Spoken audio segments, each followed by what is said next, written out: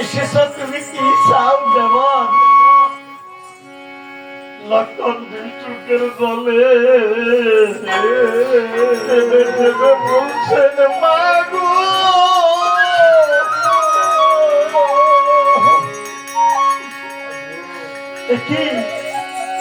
কি দেব তোমার চোখের জল কেন?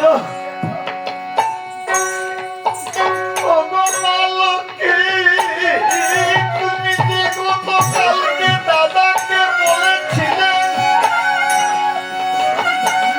ওই বালতির ঠাকুরের তপবনে ৬০,০০০ মণির পত্নী চরণ দর্শন করিতে আজকে দাদা বলছে তোমার এই মনের বাসনা পূর্ণ করিতে চলো চলো দেবী ওই ৬০,০০০ মণির পত্নীর চরণ দর্শন করিতে। সীতা তো জানে না রে, মা যদি জানতো মায়ের হাসি বদনে মা যে যাত্রা করত না।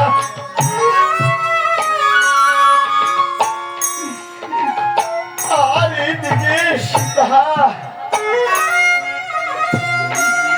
স্বামীর কাছে গিয়ে বললে নগর স্বামী আমার আপনি আমাকে হাসি মুখে বিদায় দেন, আমি কিছুদিনের জন্য ওই বাল্মীক ঠাকুরের তপবনে যাচ্ছি, আমি আবার আপনার শ্রীচরণ দর্শন করিতে যেতে পারি, আমার জন্য আপনি আশীর্বাদ করুন।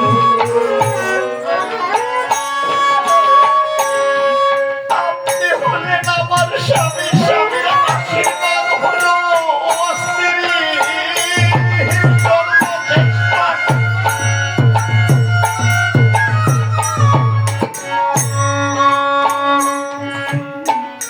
স্বামীর আশীর্বাদ হলো সর্বশ্রেষ্ঠ আশীর্বাদ। আপনি আমাকে আশীর্বাদ করেন আবার এসে যেন আপনার শ্রীচরণ দর্শন করিতে পারি।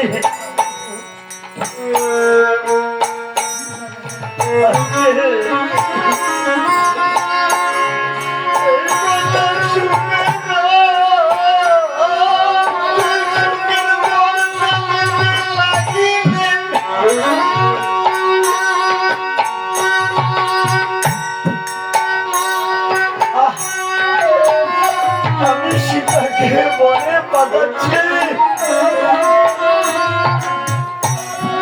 আমি বনে পাঠাচ্ছি, চিরদিনের জন্য আমি বিদায় করে দিচ্ছি।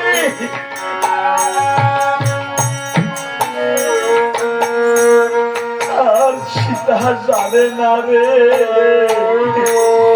সীতা যদি জানতো তাহলে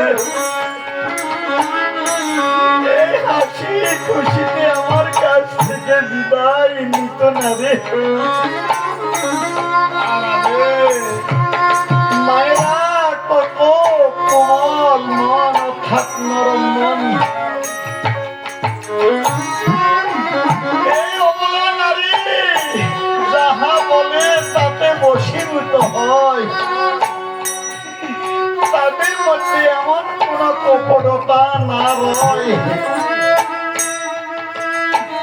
যদি তার মধ্যে কপটতা থাকতো তাহলে আমার কাছ থেকে হাসি খুশিতে বিদায় আর সেখান থেকে মা লক্ষ্মী বিদায় নিয়ে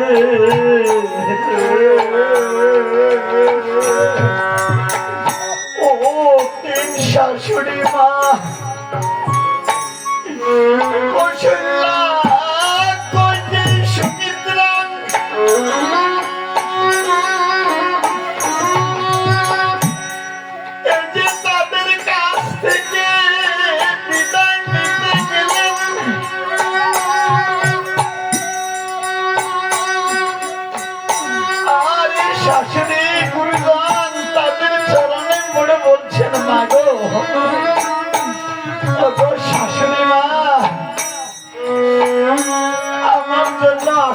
মাফ করবেন, আমি কিছুদিনের জন্য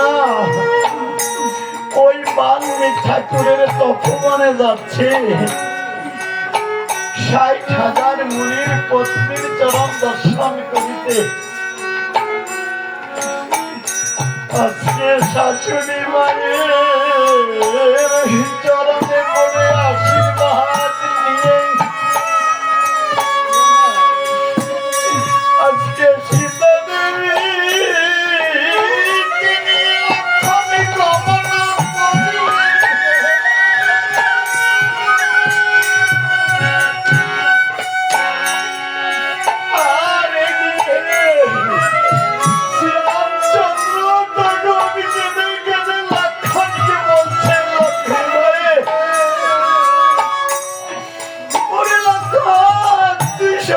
সত্যি আমার লক্ষ্মীকে বলি চিরদিনের জন্য তুই বুঝি আমাকে লক্ষ্মী ছাড়া করলি রে ভাই।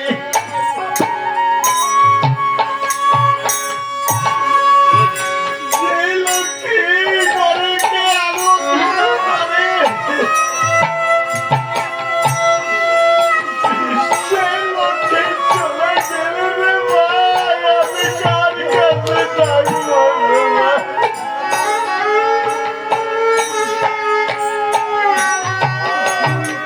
এই লক্ষ্মী আমি যদি হারিয়ে ফেলি, আমার এই সোনার সংসার অন্ধকার হয়ে যাবে রে।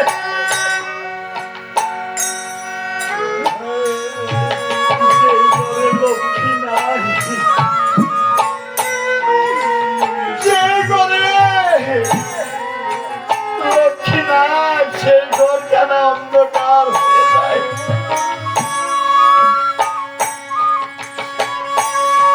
সেই ঘরে লক্ষ্মী হলো দুর্গণ, মায়েরা হলো ঘরের লক্ষ্মী। আজকে মা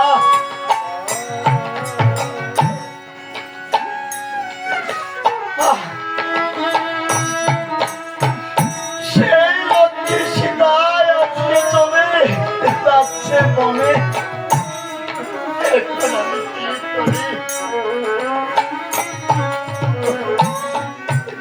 ওরে রজনী পোহাইয়ে গেল,